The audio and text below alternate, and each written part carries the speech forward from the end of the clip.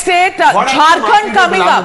Jharkhand coming up on your screens, ladies and gentlemen. And Jharkhand, 14 seats in Jharkhand, 13 going to the BJP and its alliance partners, 1 to the Congress party and the JMM.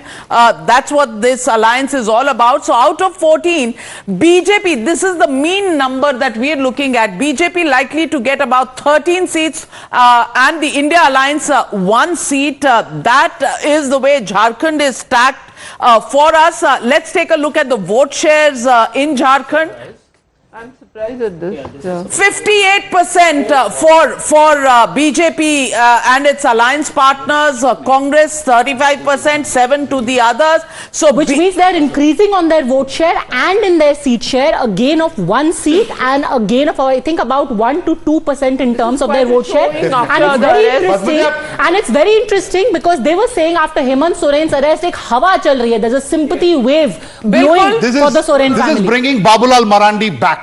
That's a master stroke by Narendra Modi. Master stroke, the second master stroke, getting a tough seat like Singham with Geeta Koda back. Exactly. They got 2 core Sangh Parivar leaders back. Interesting, Navika. This time around, this was a battle of the BJP had Sita and Geeta in their side. So there was a Sita Soren and a Geeta Koda, both of whom which they got from the Geeta story also raises questions about the agencies and the alliance with the agencies. And joining us is Mr. Dinesh Sharma, former Deputy Chief Minister of UP, also Rajya Sabha Member of Parliament. Dinesh Sharma जी, झारखंड के जो रुझान आ रहे हैं, कम से कम इससे ये तो नहीं कोई कह सकता कि एजेंसीज के खिलाफ एक ग्राउंड स्वेल है, बिकॉज ये सबसे बड़ा मुद्दा था जो इंडिया अलायंस ने उठाया था कि मोदी सरकार के साथ सारी एजेंसियां विपक्ष को टारगेट कर रही हैं. झारखंड में अगर 13 सीटें एनडीए को जा रही हैं और 1 ही सीट इंडिया अलायंस को जा रही है, तो आप मानेंगे कि कम से कम ये नैरेटिव झारखंड में तो नहीं चला? देखिए, एक बहुत बड़ा ये एक अचीवमेंट कहेंगे पार्टी के लिए भी, और एक बहुत बड़ा एक संदेश है पूरे देश के लिए भी कि भारत की जनता आज भी भ्रष्टाचार को नहीं बख्शती. और लोगों ने आरोप लगाया था कि जांच एजेंसियों के माध्यम से वो प्रताड़ित हो रहे हैं या इस प्रकार के आरोप लगाया था. लेकिन आज वास्तविकता ये दिखाई पड़ रही है कि जो निर्णय जांच एजेंसियों ने किया था वो निष्पक्षता के साथ किया था, और निष्पक्षता के साथ केवल निर्णय नहीं किया बल्कि ये दिखाया कि जनता ने उस पर अपनी सहमति प्रदान करी है. और अब मोदी जी का जो जादू था वो सिर पर चढ़कर बोला है झारखंड में भी, और अभी आप आगे की स्टेट देखेंगे उसमें भी पूरे देश में एक लोगों में एक रूपता थी विचारों में. जैसे लग रहा था कि सबने पहले से मिलकर एक डिसीजन ले लिया है कि हमको वोट किसको करना है. ये चुनाव भले ही कोई कुछ कहे, मेरा जहां तक अनुमान है कि ये जनता चुनाव स्वयं लड़ रही थी, और इसके नायक के रूप में श्री नरेंद्र मोदी जी हर सीट पर चुनाव लड़ रहे थे. मैं बहुत सारे जगह पर मेरा जाना भी हुआ था चुनाव के पहले, और महाराष्ट्र में तो मैं प्रभारी था और काफी समय में रहा. मैं कह सकता हूं कि जो मोदी वेव था अब की करंट नहीं, अब की अंडर करंट था, और अंडर करंट भी इस प्रकार का था कि जो सामने दिखता नहीं था.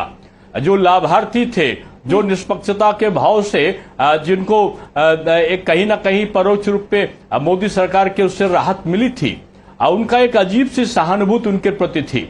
मैंने कई जगह पर चुनाव प्रभारी होने के नाते में सभाओं का जैसे ऑर्गेनाइज होती थी, तो हम लोग अगर 50,000 की संख्या को अनुमानित करते थे और प्रत्याशी को भी लगता था कि 50,000 भी बहुत है, लेकिन पता चलता था कि 1,80,000 लोग आ गए सभा में, तो उस चीज को देखकर मैं एक सहज भाव में अनुमान लगा सकता था कि ये जनता का अंडर करंट है. और इस अंडर करंट में जो मोदी तूफान चलेगा चुनाव के बाद, तो केवल एक ईवीएम बहाना रह जाएगा विपक्ष के पास, और कोई दूसरा बहाना नहीं रहेगा. दिनेश शर्मा जी, क्योंकि आपने बात की, आप महाराष्ट्र के प्रभारी भी हैं, पूरे देश में आप कह रहे हैं कि जनता मोदी जी के लिए चुनाव लड़ रही है, पर क्या महाराष्ट्र में एक तरीके से जनता का ही जो फीलिंग है वो भाजपा के खिलाफ जा रहा है? बहुत सारे वहां पे नैरेटिव्स ये भी हैं कि जो मराठी जनता है खास तौर पर वो भाजपा के खिलाफ हो गई है, वहां पे जो तोड़ फोड़ की राजनीति हुई है उसके चलते.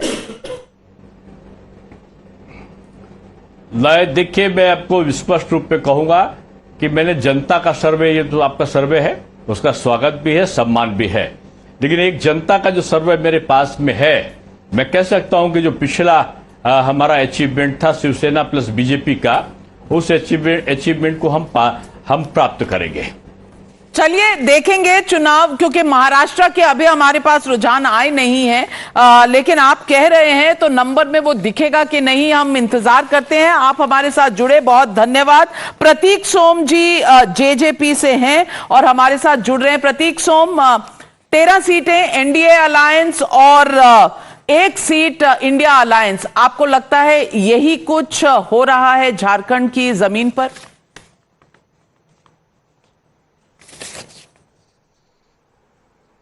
Navika, I can only tell you about Haryana because my party has contested on all the 10 seats in Haryana, and the other party which has contested on 10 seats is BJP. Neither Congress, neither Aam Aadmi Party and nor INLD have contested on all the 10 seats. Per se, Indie Alliance in Haryana is an undemocratic alliance because in Haryana, Aam Aadmi Party and Congress are fighting together.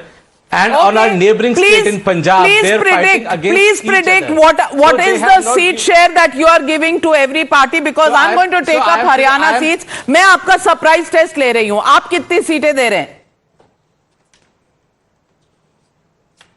So I am predicting one thing without numbering, that people of Haryana have rejected the politics of divide in Haryana, especially politics of divide on caste, and they have also rejected the Indie Alliance because, as I said, this is an undemocratic alliance against common ideology, because the parties which are contesting in Haryana to the BJP, how many to the Congress, how many to the JJP? Navika, I can say that we have fought very strongly. We are very strong on Hisar. Okay, on all right. We are taking the Haryana numbers up on the screen here. We gave you several chances. Clearly, you are not very confident, but BJP likely to get 7 seats in Haryana out of the 10. Congress and its alliance partners 3 seats, others getting 0. Would be interesting to see how many does the Aam Aadmi Party get. Well, Aam Aadmi Party contested 1, gets 0.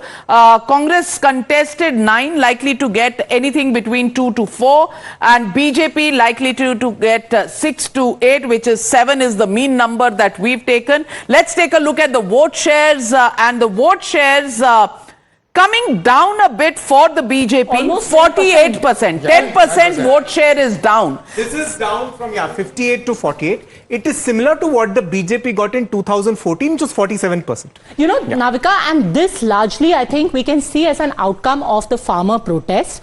You know, somebody who is from the Aam Aadmi Party told me कि हरियाणा में basically होता है कि आप जिस भी tractor के ऊपर जाट बैठा हो, यू कैन मेक श्योर कि उसके वो वोट पड़ेगा कांग्रेस को, बट